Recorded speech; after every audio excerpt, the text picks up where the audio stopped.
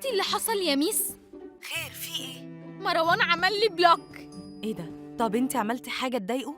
ابدا والله، انا بس بعت له حوالي 7 رسايل وما ردش عليا، وبعد كده جيت اكلمه فيديو كول عشان كل ده ومش عايزاه يعمل لك بلوك؟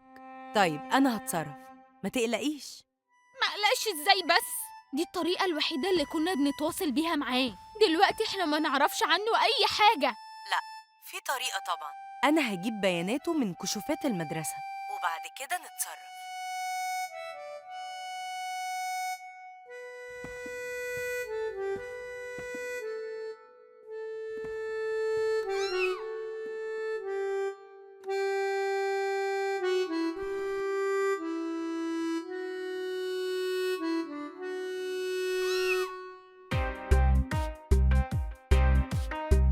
حبايب قلبي عاملين ايه؟ معاكم نور خالد.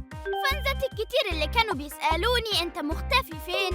انا اهو ورجعت اقوى من الاول. تحديات بقى ومسابقات ولايفات، كل حاجة حلوة بتحبوها. هسيب لكم لينك القناة الجديدة بتاعتي على اليوتيوب، اعملوا لايك وسبسكرايب وانتظروا الجديد. وعايزة اقول لكم خبر وحش قوي، انا حزين جدا، فياريت تفرحوني بحوت او تطبطبوا عليا بأسد. وما تنسوش تكبسوا لايكات. يلا كبسوا كبسوا كمان. الفيديوهات بتاعت نور فيها حاجة متغيرة.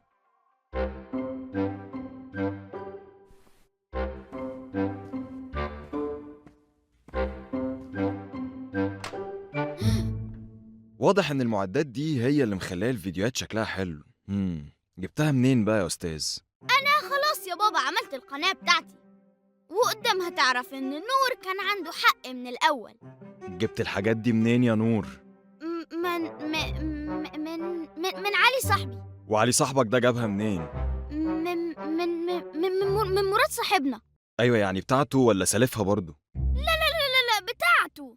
أصل مراد مصور شاطر قوي، تلميذ من تلاميذي، فاحنا صحاب يعني يا بابا وبنسلف بعضينا.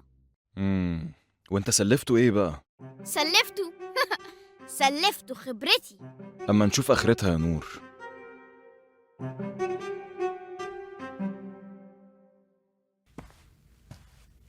جماعة أنا عايزة أقول لكم حاجة مهمة جدا. أنا ابتديت أحط رجلي على أول طريق الشهرة والفلوس، ومش هخليكوا تحتاجوا أي حاجة. شبيكوا لبيكوا نور ما بين إيديكوا. بابا ماما، بالنسبة للنيش فاللي اتكسر يتصلح. تيتا حبيبتي هجيب لك نضارة جديدة وهعمل لك مكتبة كاملة في البيت. نورة أختي حبيبتي، أي حاجة عايزاها مش هوصيكي، اعمليها لنفسك. انا اصلا مش عايزة منك حاجة. طب ما تجيب لنا بالفلوس دي حاجة نحل بيها بعد الأكل.